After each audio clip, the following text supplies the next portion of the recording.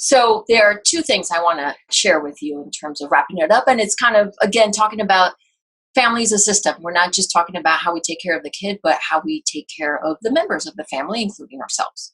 So two topics along that line: self-care and giving ourselves grace. So I'll describe that in a second. But let's start with the self-care.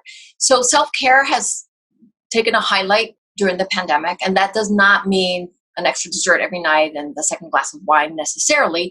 It means, what are the things that we are purposefully doing to help our physical, our mental, our emotional well-being? There used to be a time when, for example, you'd think, oh, I'm going to go, take an exercise class for an hour and a half. And now we might not have the luxury of that time, or maybe in your state, the gyms are closed. And I happen to find a great app, 7-minute workout, which is about what I can make work in my schedule right now. So what are the things that I am purposefully doing to take care of myself? Maybe a new hobby. You mentioned rituals. Yeah. So having some sort of ritual, either for yourself or with your family, that is a quiet time, settling time, a making me feel good time. And the other one is giving ourselves grace. And I don't mean that in a religious sense. I mean it more in a spiritual sense.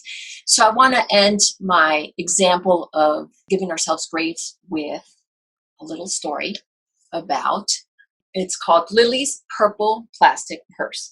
And the story goes that Lily has this phenomenal purple plastic purse, and she takes it to school, and she gets in trouble with that purse, of course. And the teacher has to remove the purse.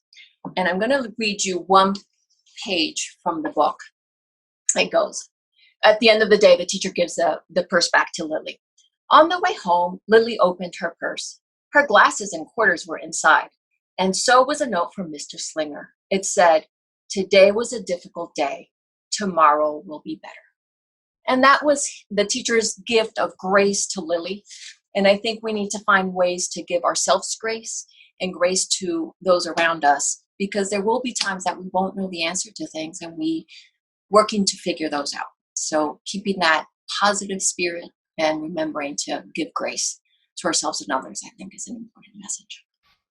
How can grandparents help? Do they have a special role as grandparents in this whole scenario? A phenomenal role. Just like pets have had a very important role, certainly grandparents have had a very important role. I think it comes down to what the grandparent is comfortable and able to do. Some grandparents I know from friends were willing to come and help at home with masks on and whatever procedures those families decided to follow. So that helped out.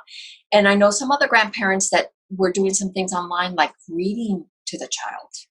So even during little kids, so even if the grandparent was not able to physically visit the house or was in a different state, I think that part was very important. But the other part, I think, for grandparents is listening to the parents. When we as parents have had a hard day and have somebody to listen to us, and they know our kids almost as well as we do, and they can listen and empathize, I think that they have a great role in this pandemic.